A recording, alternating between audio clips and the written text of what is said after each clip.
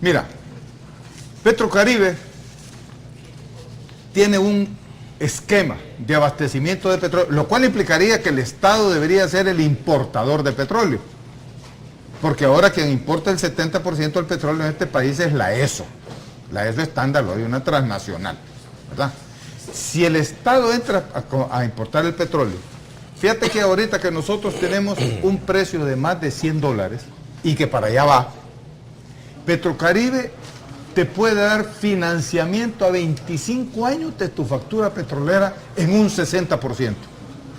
La factura petrolera de El Salvador, yo estimo que con los precios que tenemos, va a superar los $1.500 millones. Pongámosle que quede 1.500. Eso significa que El Salvador, al tener una factura petrolera de esa dimensión, si es socio de Petrocaribe, recibiría un financiamiento fresco. El año pasado fue de 1.467. Bueno, quiere decir que vamos a llegar a 2.000. El año pasado, esa fue la factura petrolera. Entonces vamos a llegar a 2.000 con los precios. Ponele. Entonces quiere decir que nosotros estaríamos recibiendo un financiamiento fresco de $1.200 millones, que El Salvador no tendría que desembolsar en efectivo para tener el petróleo que necesitamos. Y que ese fondo de $1.200 millones a 25 años, al 1%, que es el contrato que ofrece Petrocaribe, le estaría dando al Estado una fuente de financiamiento de $1.200 millones para atender el problema de no seguirse endeudando con el BID, con el Banco Mundial, o tirando bonos en la bolsa a 7, 8, 9% de interés anual. Y por lo tanto nos daría una capacidad de manejar el problema del petróleo de manera diferente, el problema energético, el problema de la deuda en este país, que no podemos seguirla pagando, pero que el financiar la factura petrolera se vuelve un elemento estratégico. Entonces aquí combinamos problema energético con problema de la crisis financiera del Estado, que nos daría recursos. Por ejemplo, no tenemos que quitar los subsidios y no castigar más a la población, porque aquí lo que está diciendo el Partido Arena, que le quiten el IVA, que le quiten todo, ¿verdad? Que es irresponsable lo que dice, cuando lo que tenemos que ver es cómo resolvemos el problema financiero. Pero esto es así imperioso. Entonces, después entremos a los problemas de la fórmula. Después entremos a los problemas de la integración vertical que platicábamos, con ustedes dos lo hemos platicado. Sí. Los 12 o 13 pasos de utilidades que van recibiendo las diferentes empresas en que están estructuradas una misma empresa, la ESO, por decirlo, o la Shell, que encarece terriblemente el petróleo. Y por último, cuando hicimos el estudio sobre el problema del petróleo en la Asamblea Legislativa, que pasamos 2 años haciéndolo, una de las cosas que quedó claramente establecido, que nosotros recibimos un sobreprecio de entrada de $10 por barril, mejorar, que ahora no será cuánto será. Entonces, mejorar las relaciones y dejar un poco la ideología de este gobierno con abrir mejor relaciones con Venezuela, adherirnos a Petrocaribe. ¿Qué piensas tú, Claudio? Mira, yo creo que hay que ser pragmático. Cuando uno tiene problemas que son eminentemente económicos, uno no está viendo si el país que está al otro lado piensa igual que uno o no. Es una cosa muy clara. Si tenemos el caso de Chile, está negociando, tiene tratados de libre comercio con China. Y, o sea, y uno ¿tú estás de acuerdo entonces que, en esta coyuntura se busque? Mira, la globalización llegó para quedarse y tenemos que actuar en un mundo global. Esa es una cosa que es fundamental de entender. Fíjate un par de cosas que es interesante retroceder muy brevemente. Voy a empezar por los alimentos porque es un tema, como tú dijiste, Salvador, muy juiciosamente.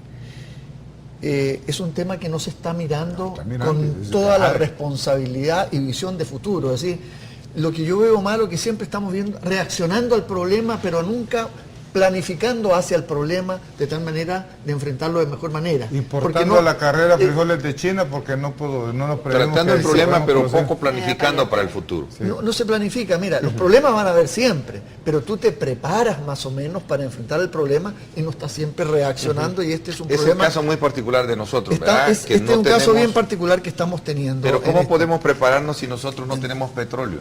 No, es que, volviendo al tema. Es que hay cosas, hay cosas que tú tienes que tener que jugar. Esto sí. Igual, yo no soy jugador, no juego ningún juego de cartas, pero tengo entendido que tú tienes que jugar con las cartas que te salen. No dices tú, mire, yo quisiera jugar con ustedes, pero solamente cuando me salen 4 ases. Tenés que jugar con la carta que te ¿Estás de sale. acuerdo entonces que busquemos una adhesión a Petrocaribe como lo planteaba en su momento el doctor Salvador Arias? Yo soy de la opinión que nosotros tenemos que buscar cualquier fórmula para tener acceso a estos recursos.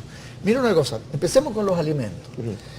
Japón ha perdido gran parte de su infraestructura productiva en el norte. ¿Y el norte qué es lo que es? Eminentemente agropecuario. Arroz.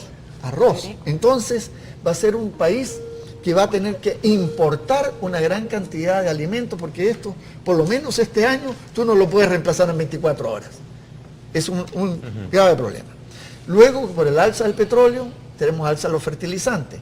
Otro golpe también que va hacia el precio. También tenemos baja a nivel mundial en la producción de alimentos. Por el problema climático. Por el problema climático. Otro problema adicional. Luego tenemos que el transporte por el petróleo, traer cualquier producto importado que sean alimentos, también va a subir. Es decir, viene un golpe bastante fuerte al presupuesto familiar y hay que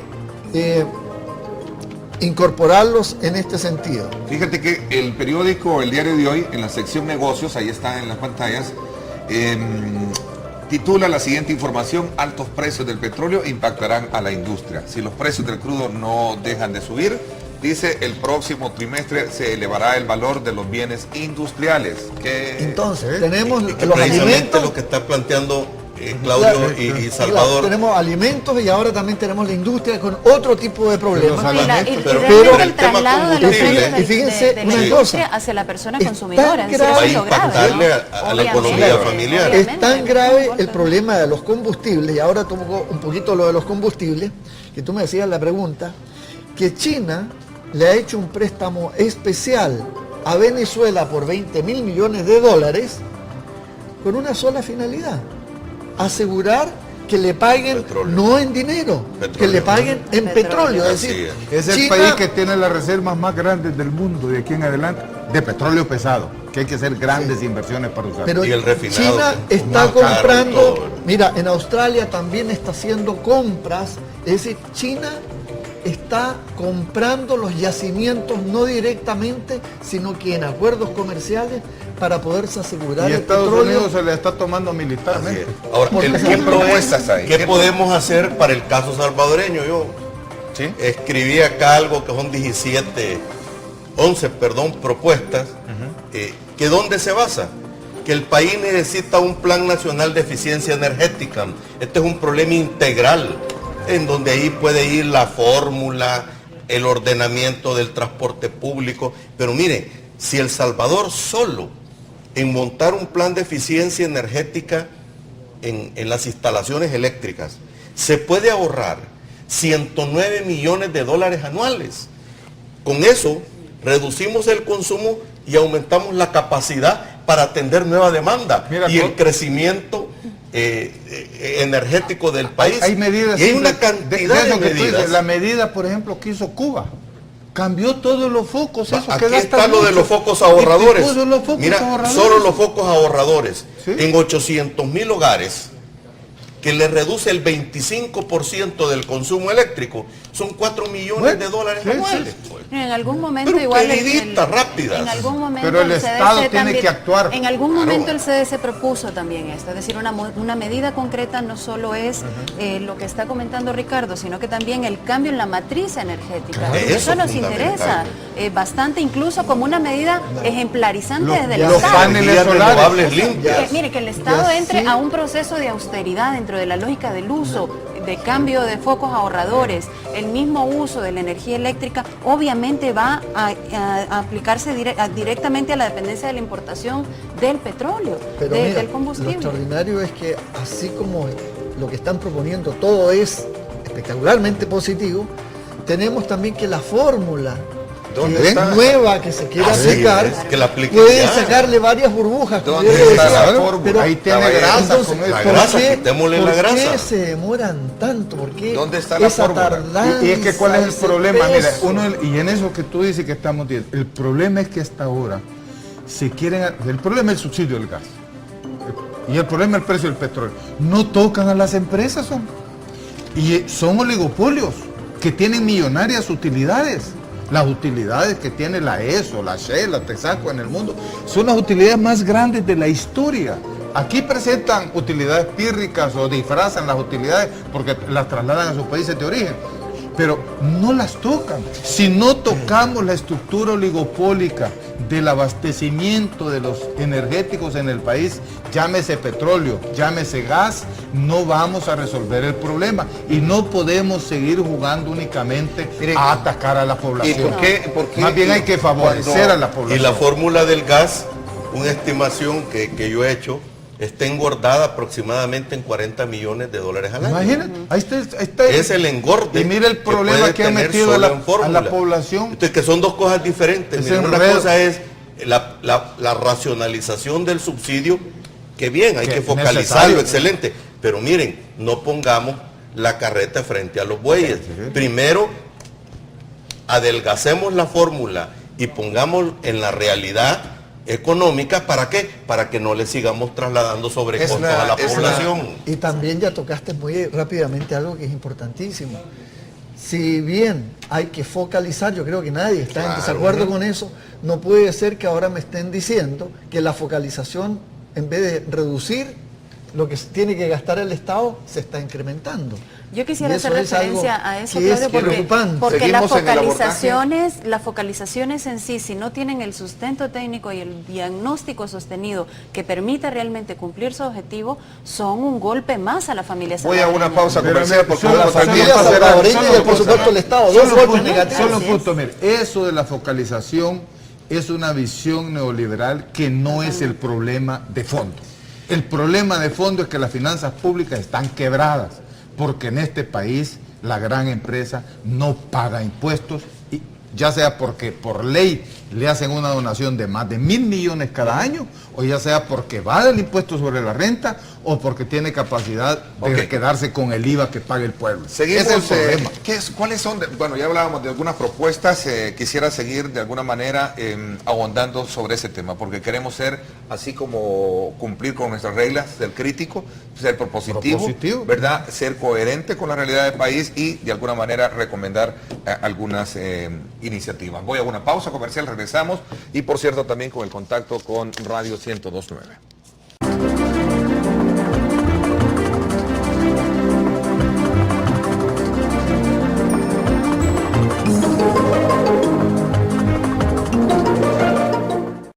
Bueno, hay una cantidad bastante importante de correos electrónicos, también gracias por darnos seguimiento a través del Facebook.